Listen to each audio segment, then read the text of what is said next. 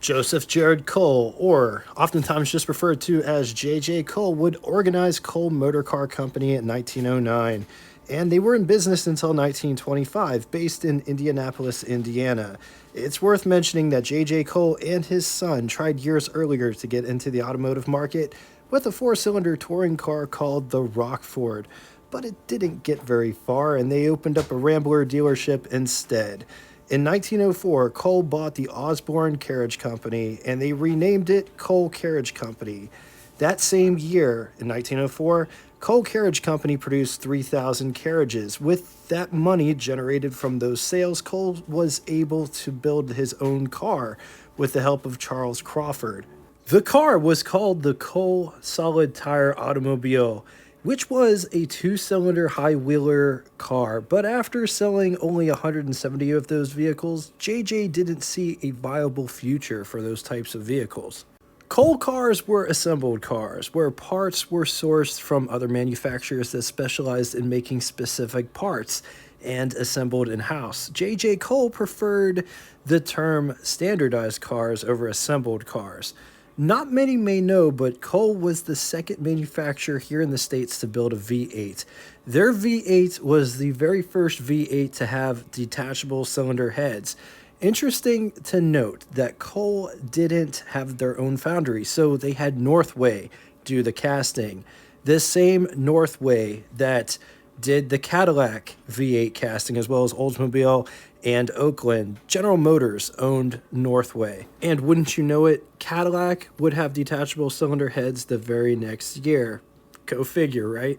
By 1924, J.J. Cole wasn't in debt, and he didn't want to lose any money that he made during his automobile venture. So he decided it was time to liquidate and get out of the cutthroat automobile business, discounting all of the inventory that he had. Unfortunately, J.J. Cole wouldn't get to enjoy the fortune he made, dying suddenly of heart disease on August 8th of 1925, before the liquidation was finalized. 1923, Cole was offered as the Series 890 all body styles ride a wheelbase chassis of 127 and a quarter inches. The new series featured a new windshield design that was split horizontal, with the top portion being able to open, cowl vent, drum style headlights. Today's featured car is a rare one. It is a two-passenger coupe. It was one of one car built by Cole. It was their test mule for new ideas like four-wheel brakes, new multi-disc clutch. The Cole Coupe was built in 1922 for J.J. Cole's son. The Cole Coupe sported balloon tires, which Cole was one of the very first companies to use that type of tire. The Cole Coupe was on display at the New York Auto Show, where Harvey Firestone saw it, who was good friends with Henry Ford, and he would write to Ford, concerned about the publicity that these new type of tires was getting, claiming it to be one of the most popular exhibits at the New York Auto Show that year. Let's talk specs. It rides a wheelbase of 127 and a quarter inches. Price. So there's a bit of a discrepancy with this. It was advertised at $2,885, which would be equivalent to you spending $54,235.47 in the year 2025. But the car claimed to have cost J.J. Cole $4,000 to build. Why they would sell it cheaper and lose money is beyond me. But $4,000 would be equivalent to $75,196.49 in the year 2025. That's a huge difference. Anyway, total 1923 Cole was 1,961 units. Total Cole from 1908 through 1925 was 40,717 units. There's only 77 known to survive. Moving on to engine, only one engine on offer, 346.4 cubic inch displacement flathead V8, 5.7 liters. It's good for 80 horsepower at 2,800 RPM, estimated 150 pound-feet or 203 newton meters around 1,600 RPM, with a bore of 3.5 inches and a stroke of 4.5 inches. 3 main bearings with aluminum pistons. It is backed to a 3-speed transmission. I found this 1923 Cole Coupe at the Gilmore Auto Museum, more specifically at the Classic Car Club of America barn, where they have awesome cars on display of what they call classic cars. I was unaware of what that not all cars are considered classic cars when starting this channel. Just because a car is old doesn't inherently make it a classic car. Here is a list of classic cars recognized by the Classic Car Club of America, which was founded in 1952 with the goal of celebrating pre-war era cars, pre-war in terms of before World War II. The CCCA, or Classic Car Club of America, coined the term classic car, which gets very loosely used now. What's considered a classic car? Full classic car is a fine, distinctive automobile built between the years of 1915 through 1948. High-priced, high-end cars that were hand-built, not mass-produced, built in limited quantities, which applies to all of the cars showcased in the Classic Car Club of America barn at the Gilmore Auto Museum. For hours of operation, to get the scoop on what the Gilmore has to offer, be sure to click the link below after the show. I just wanted to come in here real quick and introduce myself. I'm Jay. Welcome to the channel. What it's like, it's more than an automotive channel. It's a car community that I'm very much a part of.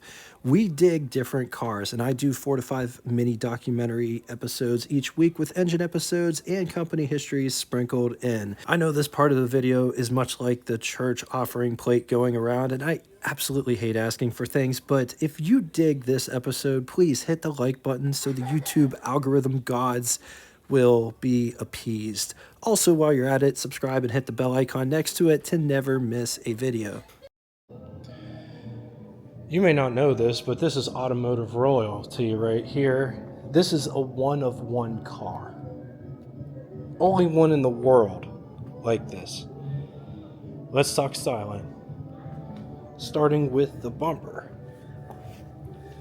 Notice it's a 2-blade design. It wraps back around here, connects right here to the chassis of the car.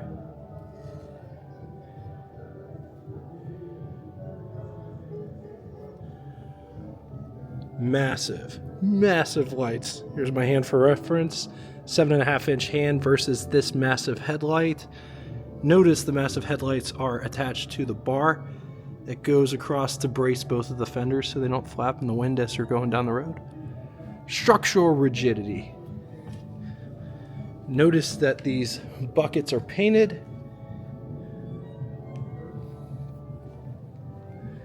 Call nice and proud right there.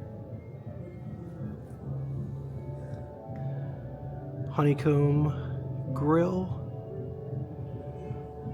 Coal 8 badge, as well as coal motometer. This car has a side opening hood. I don't know if you would consider it butterfly hinged because it's not technically a butterfly hinge, because notice this piece in the center here, it tapers. Split windshield, but the split is horizontal instead of vertical.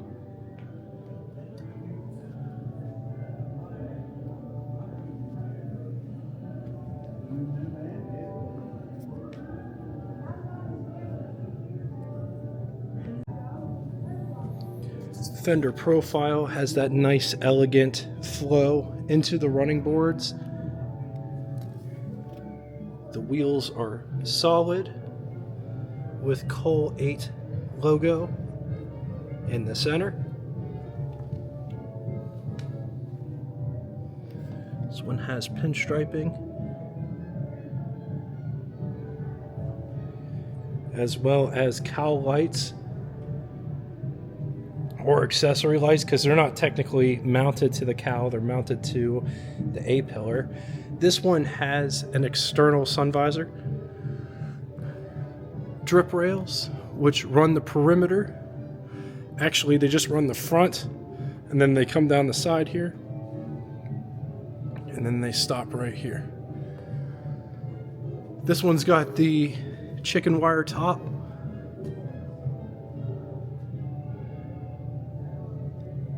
Cowl vent. Notice how wide these running boards are. They're massive.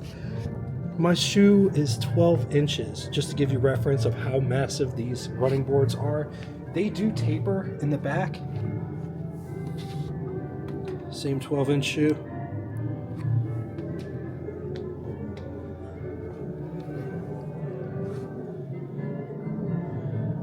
looks to be a light.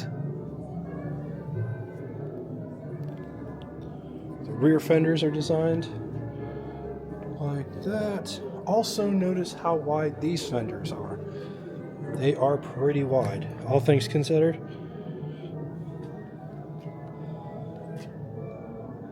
Actual stoplight. Bumpers in the back mimic the ones in the front, but they're not the same because they're only halves or quarters. And then it attaches here. This one's got 2 spare tires on the back, with the license plate mounted in the center.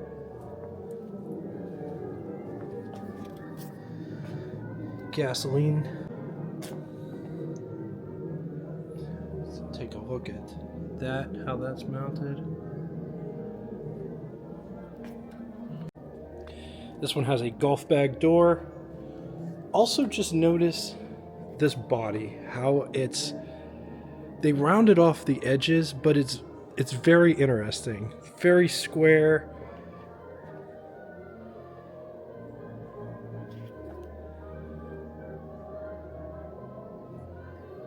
Massive rear window in the back.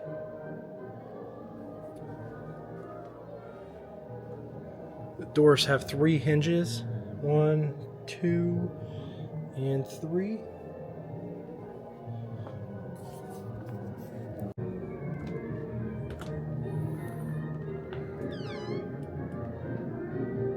So just look at that door.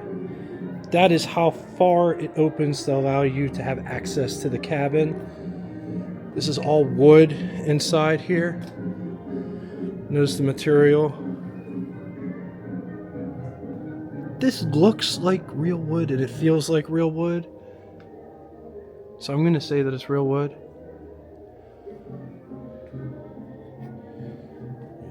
Window crank for the big window. This is the door handle to get out. No armrest. Coming down inside the pedal box down here. Clutch, brake, gas pedal, starter button, hand brake, gear shift selector. This is a cutout for the exhaust. Just take a look at this interior.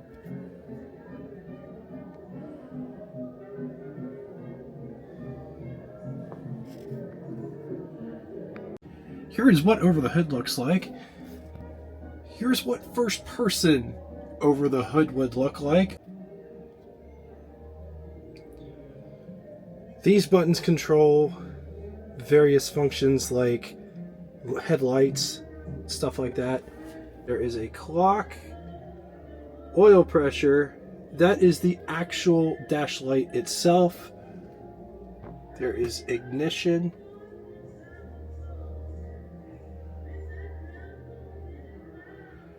Amp meter, speedometer. Notice the numbers spin and the needle stays stationary. This one has odometer and trip odometer. Up above, there aren't any sun visors.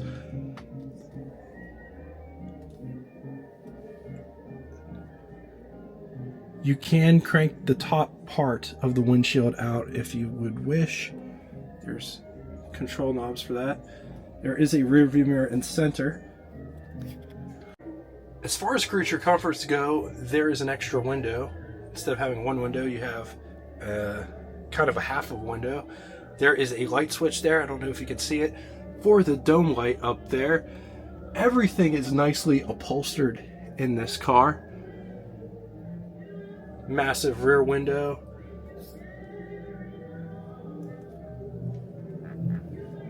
On the positive side, all Cole V8s, especially all the ones that were made in 1923, are considered full classics by the Classic Car Club of America. All Coles are interesting cars. Against it, parts are few and far between, with only 77 cars known to exist. Even the cars themselves are hard to find, so people that know these cars inside and out are getting few and far between. But also on that note, I wanted to add that there is a Cole registry. I know the guy who runs it. He is very passionate about the Cole cars. So just because there's only 77 cars known to survive, they are a tight-knit bunch. All right, now it's time for Would You Rather. 2 scenarios today. In the first scenario, would you rather have a 1924 Packard 8 or 1923 Cole Coupe, or 1923 Jordan Playboy. I'm going to leave this here for a minute. If you need more time, feel free, pause the video. On to the second scenario, 1923 Peerless Model 66, which was their V8 offering, or 1923 Cole Coupe, or 1923 Marmon Model 34, which was their straight 8 offering. I'm going to leave this here for a minute. If you need more time, feel free, pause the video.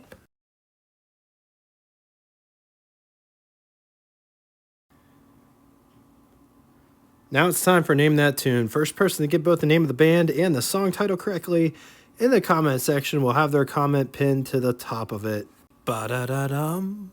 Thank you all so much for coming out and watching this. If you have any stories, comments that you would love to share in the comment section, I love reading all of it, as do everybody else that participates in this community. Thank you all so much for being a part of it. I really appreciate it. Until next time, toodaloo! Welcome to the after show. This part of the video doesn't have any sound or commentary, but you don't have to listen to a bloke explain stuff that you can already see with your own eyes. Enjoy.